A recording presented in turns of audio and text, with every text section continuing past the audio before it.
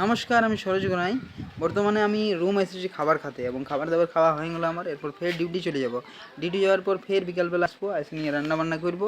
রান্নাবান্না করে নিয়ে খাবার দাবার খাবো, খাবার দাবার খাই নিয়ে ঘুমাই পড়বো। ফের সকালে উঠবো, রান্না করবো, খাবার খাবো, ফের ডিউটি যাব। এবং এই রুটিনটা প্রতিনিয়ত আমি রেগুলারলি 1 থেকে 1.5 বছর ধরে চালাই আসছি বন্ধুগণ।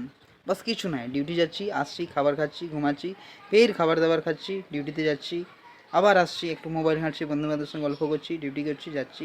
যে টাকাটা এসছে সেটা দিয়ে ঘর ভাঙি আছে সেসব ঘর বানাচ্ছি, টুকটাক নিজের এক্সপেন্সেস পূরণ করছি এবং টাকাটা সঞ্চয় করছি। বাস এইটা ছাড়া আর কিছুই লাইফ নয়।